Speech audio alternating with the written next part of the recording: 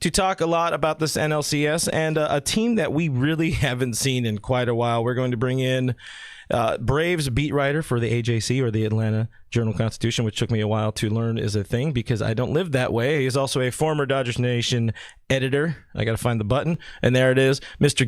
Gabe Burns. How you doing, bud? Hey guys, thanks for having me. You're right. It feels like it's been forever since the Braves and Dodgers played each other. It used to feel like we would.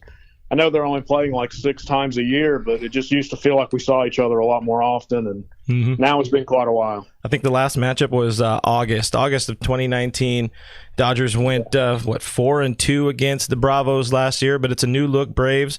This might be the best matchup in baseball for the Dodgers. Potentially the biggest challenge yet. Let us know about these sort of semi-new look but still old look Braves.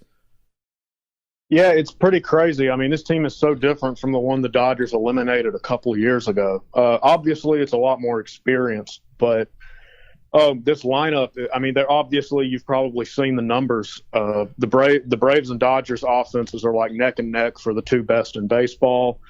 The pitching, the Braves do not have the rotation depth the Dodgers have, and that's really, I would say, the biggest difference between the 2 teams. But they have 2 high-level frontline guys, just like the Dodgers do, and then you've got the bullpens. I mean, these are both strong bullpens. The Braves have more certainty in the 9th inning there, but still, I mean, just all around, these teams are. It's just such an entertaining matchup. Really, you couldn't ask for more out of a best of 7 NLCS, because in my opinion, I know the Braves weren't there last year.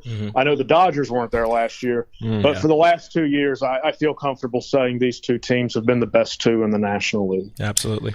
Gabe, you kind of look at the Dodgers, and I think one of the biggest strengths this year, we've been talking about, going into the wild card series, it was like, the Dodgers are one of the deepest teams in baseball, but that doesn't really help you in a wild card series. It doesn't really help you in a division series, in a 5-game series, but it definitely helps you in a best of 7. How do the Braves handle a potential 7-game series with this juggernaut of depth, I guess?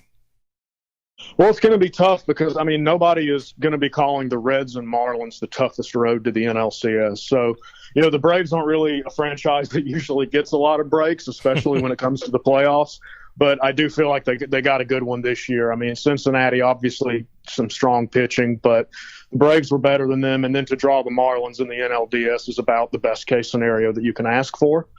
So this is going to present a whole nother challenge for them. This team, it has depth, but it's just general depth is not up to the level of the Dodgers. The rotation depth, it definitely isn't. And I think, we'll see how this series really unfolds, how long it goes, because once you get past the Braves' top 2, Kyle Wright, he's shown a lot really since he had a stint at the alternate training site, came back and he's looked much improved. He struggled early against the Marlins in Game 3, turned it around and looked really good. So, I mean, they feel pretty good about their 3rd starter. 4th is just up in the air. So they have a couple of young guys who, are really hit or miss that they're going to start and what could turn into a bullpen game.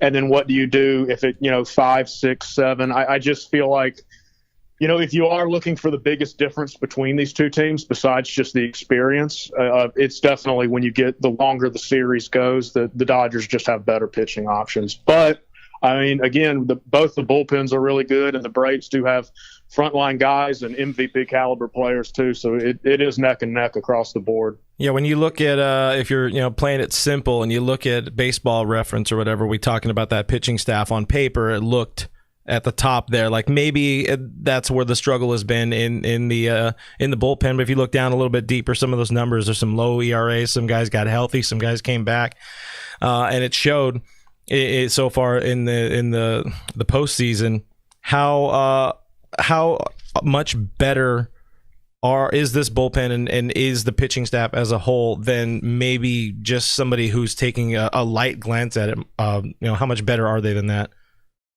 Well, definitely the rotation. Like if you look at the Braves regular season numbers starting pitching wise, you would be incredibly unimpressed because I mean they're not good. You'd be going like, oh, like this stinks. Like, what are we talking about here?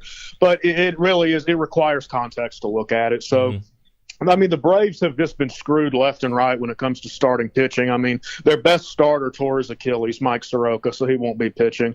They had two guys they were counting on coming into the year, Sean Newcomb and Mike Foltynewicz, who were just bad. So they just demoted them for ineffectiveness.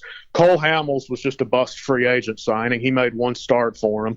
So they just, they just kept getting hit, and they kept kind of piecing this rotation together as they go, and it's pretty incredible that they managed to win the 2 seed. They had less wins than the Padres, so they had the third best record in the NL. But for them to have done that, considering where their rotation was pretty impressive. And the bullpen too.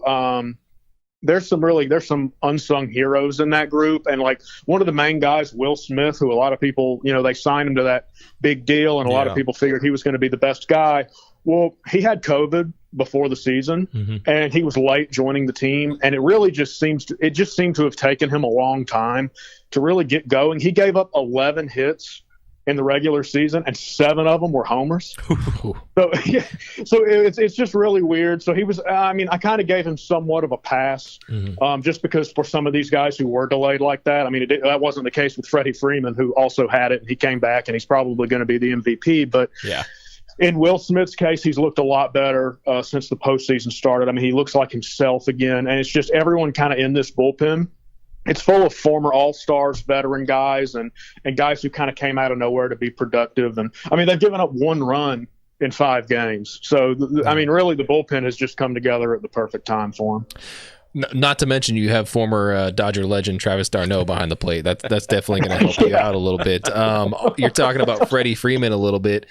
We've been talking about MVP candidates, for the past couple weeks leading into the playoffs and stuff like that. Freddie Freeman, part of it is probably because, we're not playing each other. We're not seeing a lot of the other teams, but Freddie Freeman really snuck up on me when I started looking at the numbers, and I'm like, holy crap, this guy's having a monster of a season. What has been that biggest difference for Freddie this year to change things up? Because he's always good, but man, he's putting up some ridiculous numbers.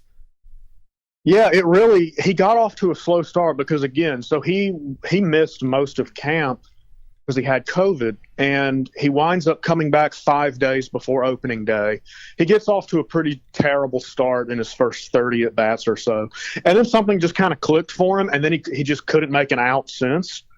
And he's always been a guy who, you did a good job saying it, like he's always been a guy who's good, but just a little bit underappreciated, just kind of a boring player. He's no Mookie. You know what I mean? It's just not a flashy. There's just not much to this.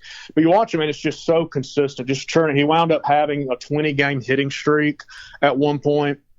And they had the perfect protection for him. He was perfect. He had guys around him in the lineup, which he hasn't had for a lot of his career because of the early portion of his prime they were rebuilding. And I mean, until last year, really, this lineup. Even the lineup that faced the Dodgers a couple of years ago, it just wasn't quite there yet. And now it is. Yeah. So between him and Marcell Ozuna, and I mean, Ozuna led the league in homers and RBI. So between those two, I think, you look at Bellinger and Mookie and Freddie and Ozuna, you have a foursome there that's really worth watching in this series. And of course, you could mix in very, very easily and very quickly Ronald Acuna, who just, even with the maybe less than beautiful batting average for the old school type, you look at that on base at or just over 400 or something like that. That kid just keeps tearing the cover off the ball, and you didn't get a lot of production out of right field. With that will he be here? Won't he be here? With Markakis and just kind of moving some things around. It looked like I don't know if he was unhealthy or not, but Enciarte just kind of seemed to have cratered, at least on paper. But despite all of that, first in the NL in OPS, second in dingers and all that. So this team it seemed like they could definitely swing it. Yeah, they get production from all kinds of different guys. I mean, it's Travis d'Arnaud, Dodgers legend. I mean, he's finally healthy. He never stays healthy, and he's they brought him in, and he has just been tremendous in managing pitchers. He was their best player in this last series. So he's really just been exactly what they needed there. They're playing Acuna in center now. Adam Duvall, who's really put it together. He had a good year in Cincinnati a few years back, and seemed like he might have been just a flash in the pan, but they just figured it just clicked for him too. Again, they've had it click for several guys this year, and then he's become a force and he's handling left field because nobody wants to watch Marcell Ozuna play the field. so he's their permanent DH. And then, Markakis has not had a great year by his standards. So I would say that him, and then when Austin Riley is not quite on, that's probably the weakest point of that lineup. But they also did it. Acuna has been battling a wrist issue, a little wrist irritation for a good chunk of the season. So he missed around 11 games or so, and Ozzie Albies missed a month with his wrist. So, I mean, some of their best guys have not been at 100%, but they've still got enough production from other parts of the lineup and people exceeding expectations that it didn't really matter. Yeah, you guys have, we look at this thing top to bottom, and we look at both sides, and I'm looking at the entire league, and in my opinion, maybe Clint agrees with me, maybe he doesn't on this, but I think whoever takes this series ultimately ends up winning the World Series. And maybe that's bold, maybe that's not so much bold, but looking at this series specifically, the Braves beat the Dodgers. If what has to go right for Atlanta to take down Los Angeles? Oh, it's all about the rotation. Both of these teams can slug homers, but we know how this ballpark is here. It's going to be kind of weird. It's not really homer friendly. So, maybe that kind of evens out.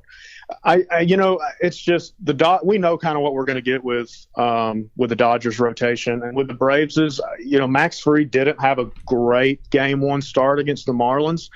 Like I keep telling people, they fell behind 4-1 against the Marlins early. Well, it's a lot different when you fall behind 4-1 against the Dodgers than it is the Marlins. So it's not, there's a much smaller margin for error there. Mm-hmm. So I think it really does boil down to, can they get this quality starting pitching? Because they've been able to battle against good starters. So I will say that they're battle tested. Bauer just destroyed them though, and Cincinnati couldn't score, and they wound up winning that game in 13 innings. But I would just say the biggest thing for them is, as the series goes on, first of all, obviously you don't want to go down 2-0, so they need to get Buehler or Kershaw in one of those games. But as the series goes on, depending on how much the rotation depth comes into play here, that's going to be the biggest thing for them. Well, on Dodger side, Buehler's getting a little bit healthier, so it's going to be a little bit tougher for the Braves. We're hoping for a good series. We're hoping for a fun series. Maybe two undefeated teams. Somebody's got to go down at some point. And for us, we hope to keep working. But we know you have a busy week ahead of you, and it's late night where you're at, especially. So we'll let you go, man. Tell people where to find you on the internet so we can get some hot Braves takes and all that good stuff. Yeah, for sure. I'm at Gabe Burns AJC on Twitter. Not too many hot takes, but but maybe I'll throw something out there this week. And then the off season, maybe a few coffee shots or something like that, right? Yeah, sure. Gabe Burns, man, appreciate your time, bud. Have a good healthy series out there.